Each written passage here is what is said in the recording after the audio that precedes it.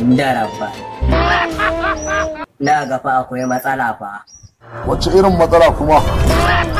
Na ga tun da ka san mayaki. Hankalinka ya tashi. Ka saki matanka har guda uku.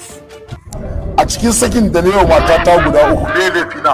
Na farko dai wasiƙa ta turo a cikin leda kuma akwai lalle a ciki.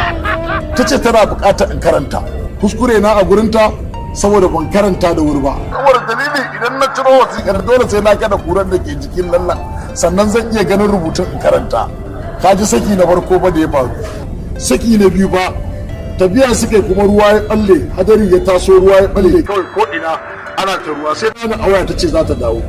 Da ta ce min za ta dawo sai na tsaya na yi tunani idan ta taho ruwan da zai dinga dukan jikinta da jikin ɗan da ta goyo zai ba da matsala in ba wasa ba sai sun samu rashin lafiya kuma kaga yanzu idan aka ce za a je an samu wannan rashin lafiyan dan ba su yi waye zai sai magani to yasa ni kuma na ce kawai ta zauna a gidansu da ta daga hankalinta na ce na sake ta to sai me kana jina sai kuma saki na uku shi kuma haka kawai zan fita aka ce min so rariya na taɓa na jerin so rariya na kawo rariyar da na kawo rariyar na zo na ajiye ta na fita bayan na fita a tuka tuwon kowa ya amfana da shi ƙarshe kawai sai na zo na ga suna kankane ruwa to yaya rariya za ta riƙe ruwa ba za ta yi ba rariya ya san za ta zuba masa da ruwa ni kuma na kalla na ƙara kallo na ce masa a'a ku bari in kawo garin nan a tankaɗe in ya so kowa ya amfana da shi a gane sai suka ce a'a su ruwan nan za su ci gaba da tankaɗe sai na ce to shikenan a ci gaba da tankaɗe ruwa ya yi ta'adi ya zuba har ya jawo asara